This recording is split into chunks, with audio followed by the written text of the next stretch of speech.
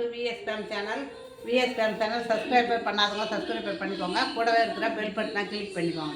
இன்றைக்கி பால் பூரி செய்கிறதுக்காக அரிசி எடுத்துருக்குறேன், பச்சை அரிசி. இந்த பச்சை அரிசியில் பால் பூரி செய்கிறதுக்கு 250 கிராம் பச்சை அரிசி எடுத்துருக்குறேன். இது நல்லா நைட் பூரா ஊறட்டும். ஊறினா காலையில் நம்ம அரைச்சிக்கலாம். காலையில் அரைச்சி காலையிலே செய்யணும். அது எப்படி செய்யலான்றதை காலையில் பார்க்கலாம். இப்போ நம்ம இந்த 250 கிராம் பச்சை அரிசியை ஊற வச்சுக்கலாம். இந்த கிண்ணத்தால் ஒரு அளவு வச்சுக்கோங்க. நீங்கள் ஊற வச்சு நல்லா கழுவிட்டு, எந்த அரிசி பச்சை அரிசி எந்த அரிசி ஆனாலும் ரேஷன் அரிசி நல்லா வெள்ளையாக இருக்கணும். வீட்டு அரிசியாக இருந்தாலும் சரி, ரேஷன் அரிசி இருந்தாலும் சரி, இந்த மஞ்சள் கலராக இருக்கிறதெல்லாம் ஊற வைக்கக்கூடாது. நல்லா வெள்ளை வெள்ளைன்னு இருக்கிற அரிசி தான் ஊற வைக்கணும். தண்ணி வடிகட்டிட்டு நான் ஊற வச்சுக்கிறேன். இப்போ அந்த அரிசி ஊற வச்சுருக்கிறேன் இல்லைங்களா, பால் பூரி செய்கிறதுக்காக இது ஒரு 4-5 மணி நேரம் ஆயிடுச்சு ஊறி. அது அப்படியே இருக்கட்டும். இப்போ இதுக்கு குருமா, குடை மிளகாய், பச்சை பட்டாணி எல்லாமே வச்சுருக்கலாம். இதுக்கு இப்போ நம்ம எண்ணெயை ஊற்றிக்கலாம். குடை மிளகாய், பச்சை பட்டாணி வச்சு குருமா செய்கிறேன். எண்ணெயை ஊற்றிச்சு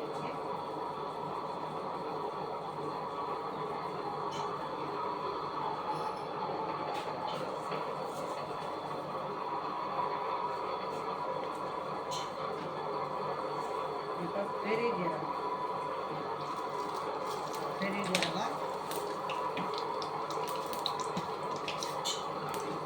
கடுகு,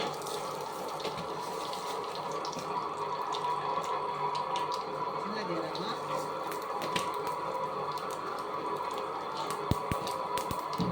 பெருங்காயம்,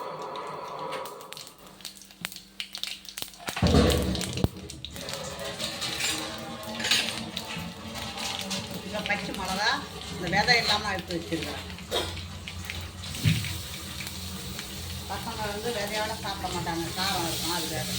இப்போ இதுவே நம்ம வெங்காயத்தை போட்டுக்கலாம்.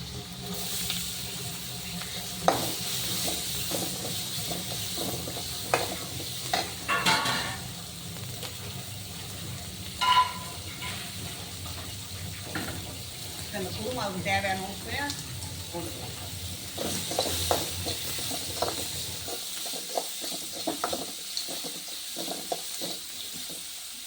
இஞ்சி பூண்டு அவ்வளோ வேணாம், சுத்தமாக.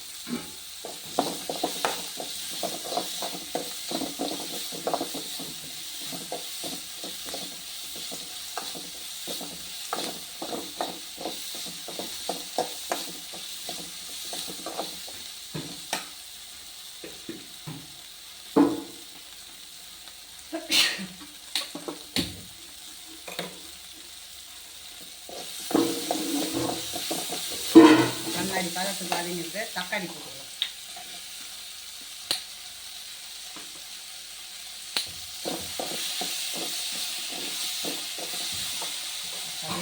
மஞ்சத்தூள்,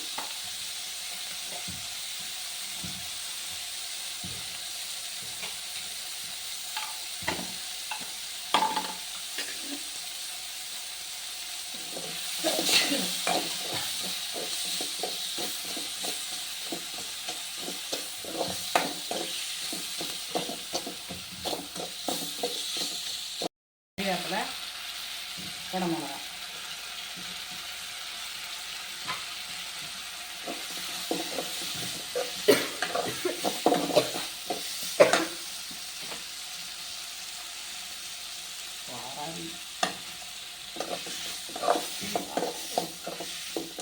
அதனால தான் அப்போ வச்சுட்டேன்.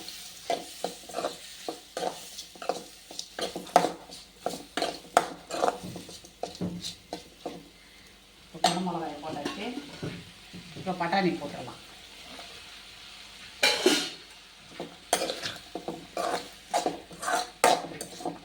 நம்ம அதுக்கு தேங்காய் பால் கூட வச்சுக்கலாம்.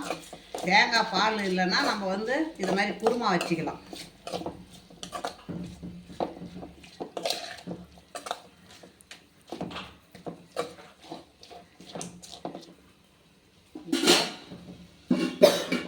தேவையான தண்ணி ஊற்றிக்கலாம்.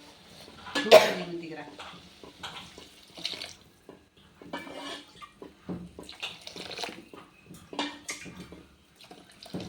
அவ்வளோதான். இது நல்லா கொதிக்கிட்டேங்க. அதுக்கப்புறமா இப்போ தேங்காய் பூ அந்த வெள்ளையாக இருக்கிறத மட்டும் எடுத்துருக்குறேன். வறுகடலை, முந்திரி இது மூணையும் அரைச்சி அதில் ஊற்றிக்கலாம். அரிசியை மிக்சியில் போட்டுக்கலாங்க.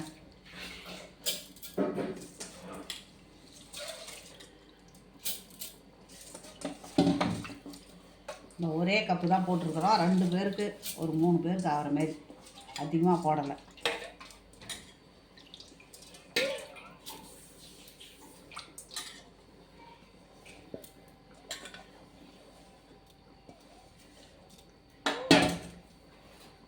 இப்போ இந்த கடாயில் தான் நம்ம மாவை அரைச்சி எடுத்துன்னு வந்து ஊற்ற போகிறோம். அரைச்சி எடுத்துன்னு வந்து இப்போ நம்ம இதில் இந்த கடாயில் ஊற்றிக்கலாம்.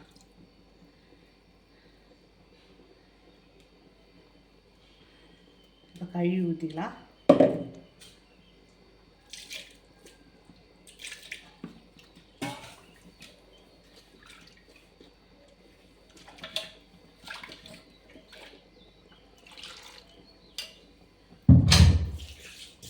அடுப்பு ஆன் பண்ணிடலாம்.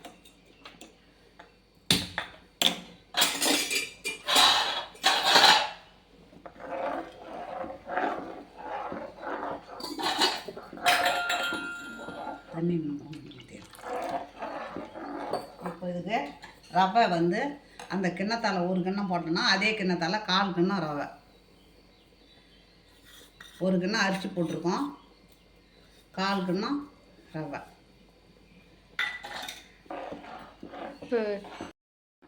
இப்போ நம்ம இதுக்கு தேவையான உப்பை போட்டுடலாம்.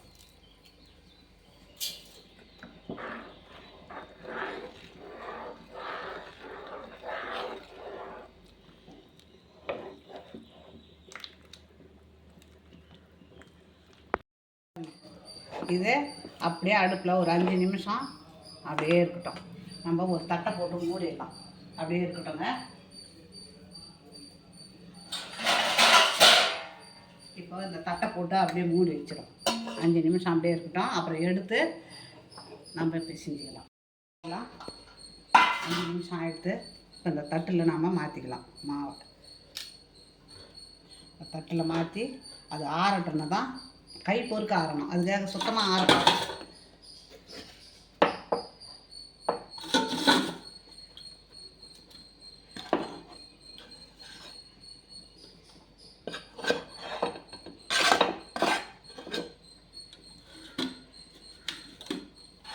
இது அப்படியே ஆறட்டுங்க. இப்போ இதில் நெய் இருந்தால் நெய் ஊற்றிக்கலாம், இல்லை ரீஃபைண்ட் ஆயில் ஊற்றிக்கலாம். இப்போ ரீஃபைண்ட் ஆயில் தான் ஊற்றுறேன் கொஞ்சமாக.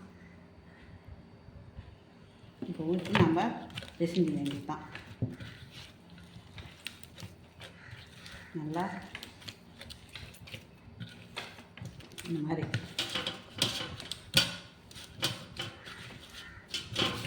மாவு எவ்வளோ சாஃப்டாக இருக்குது பாருங்கள்.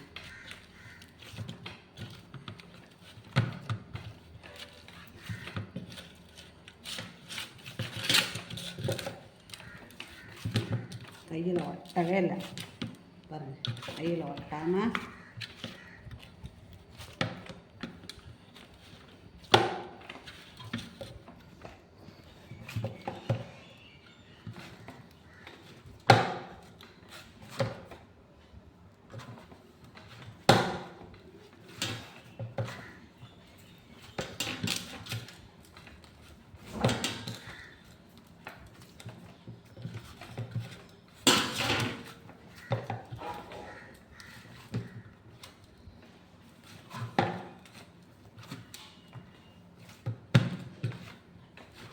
இப்போ நம்ம இது சின்ன சின்ன உருண்டையாக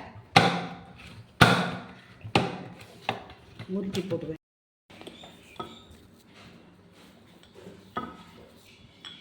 மாவில் எப்படி திரட்டுறோமோ அதை விட கொஞ்சம் இதாக இருக்கணும். இப்போ நம்ம இந்த மாதிரி அளவு வச்சுக்கலாம்.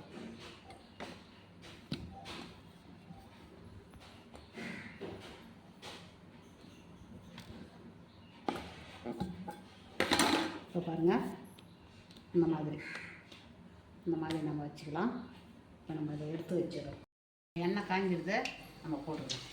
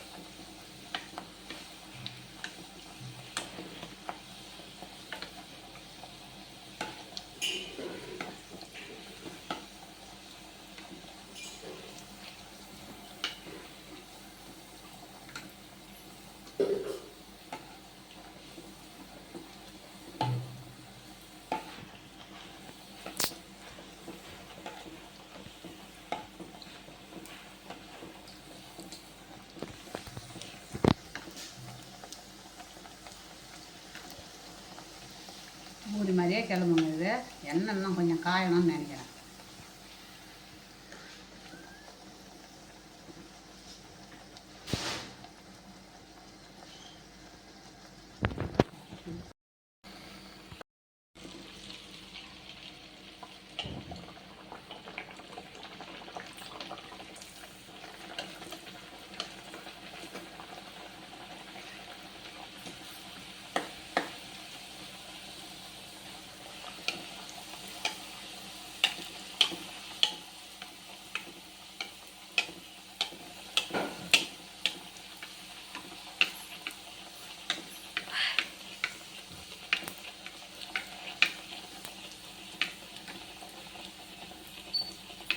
கிளம்புது பாருங்கள். இதே மாதிரி தான் வரும். நல்லா பன்னு மாதிரி கிளம்பி வரும்.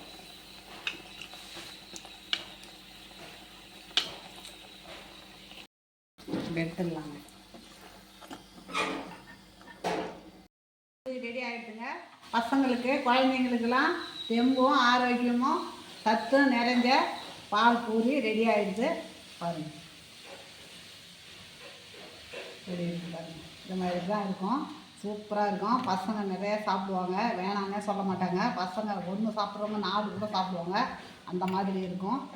இது வந்து அந்த குருமா பட்டாணியும் குடமிளகாயும் வச்சு, பச்சை பட்டாணியும் குடமிளகாயும் வச்சு குருமா பண்ணியிருக்கிறேன். இந்த குருமா இதுக்கு அவ்வளோ சூட்டபிளாக இருக்கும். அதனால தான் இதை பண்ணேன். இல்லாட்டி நம்ம இது வேணாம் அப்படின்னா தேங்காய் பால் எடுத்துக்கலாம். நம்ம ஆப்பத்துக்கு தேங்காய் பால் எடுத்துக்கலாம் இல்லையா, அந்த மாதிரி தேங்காய் பால் எடுத்து செய்யலாம். நீங்கள் இதே மாதிரி செய்து பாருங்கள். பிடிச்சிருந்ததுன்னா எனக்கு லைக் பண்ணுங்கள், கமெண்ட் பண்ணுங்கள், சப்ஸ்கிரைப் பண்ணுங்கள்.